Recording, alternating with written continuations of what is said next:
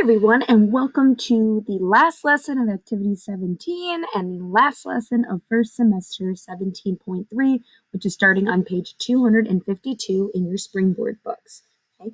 We are going to talk a lot about similarity transformations yet again today, and you might want your pencil and calculator throughout the lesson. In number 1 on page 252, we see two different figures. We have an original figure A, B, C, D, and it was transformed into A prime, B prime, C prime, D prime, this big rectangle here. Okay, so we know that we would need to do two different transformations here. A dilation of some sort and probably a rotation would be our two easiest steps. Now, one thing we need to look at is, again, what is that scale factor between the two? And if we look here, we could see that, for instance, side AD is 1, 2, 3, 4, 5, 6 units long, and the side A prime D prime, if we look here, we're going from negative 2.5 up to 12.5 for a total of 15 units. Okay, so that scale factor, remember, is the image over the pre-image value. So our image is 15 and our pre-image is 6. So we know that our scale factor then is 2.5. Okay, so we know we would have to increase in size by a scale factor of 2.5. Okay. So what we notice in this is that while the size of the sides will change, the angles are still all 90 degrees. Okay, so if we look at number 2 here, the corresponding angles are going to be congruent, because even though the sides change, the angles will be congruent to each other. Okay, they're still all 90 degrees. Those will not change. And again, we know that the scale factor here was 2.5, and the ratio of the sides all the way around are going to be increasing by that much, since it was in fact a dilation. Now on the next page, we see a wall and the prototype for the mural that we want to put onto that wall. So what we're noticing here is we know the size in inches to the size in feet of the base, but we're not sure about the height to the height in our new picture. We're looking for the height of this wall. So we notice that these correspond to each other, right? 14 feet, the base of our big picture corresponds to the base of the smaller picture, the 31.5 inches. Again, the other base of our second figure. So if we want to try and set up and solve for this, we can set this up two ways. One way we can do this is line up the corresponding pieces. Height to height is going to have to equal base to base, right? 14 to 31.5. Okay. Another way we could look at this, though, is height over base is going to have to equal height over base. Okay, and we'll talk about in a minute when we solve why both of those work out. Okay. Now, when it comes to solving, we'll come back to part C in a second here. For part D, what we're going to see is in order to solve this, we need to cross multiply this equation. So we're going to multiply, some of my former students like to call this the butterfly effect. We're going to multiply 31.5 times x, and that's going to equal 18 times 14. Now, the reason we were saying that it doesn't matter the setup if you go base to base or height to height is going to be because if you were to cross multiply these in both situations, you get the same values, right? You still are multiplying the same things because multiplication is, the order is not going to matter whether we do 18 times 14 or 14 times 18, and we still have the 31.5 times x. Now, the reason that part C is incorrect then is because when we would try to solve this proportion, it wouldn't come out right. So the 14 times, oops, this should be 14. I don't know, I have a typo on that. I don't know why it says 168.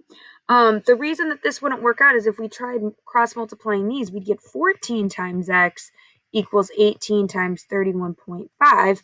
That doesn't make sense with what we have down here. Notice the way they have it set up. X over 18 is not going to equal the opposite way of 31.5 then over 14.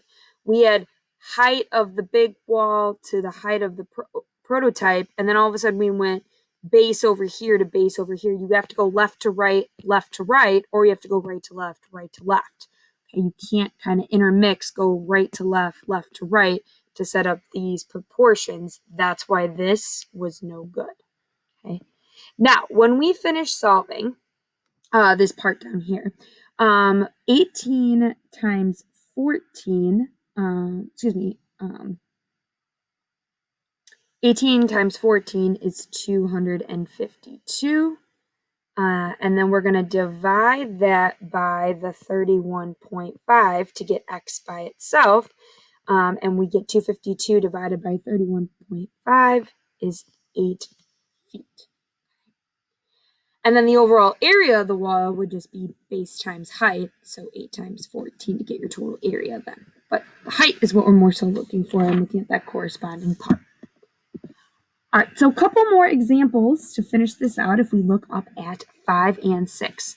Notice this sign right here we see again means similar versus when we have with the equal sign underneath congruent. So when they give you the similar sign versus the congruent side, you know that the angles are the same, but sides may be different in these figures if they're only similar. But the angles would be congruent. Okay, so if we look at this though, just like when we talk about congruent figures, the sides that are proportional to each other, the sides that correspond, are going to be based on where they are in the similarity statement.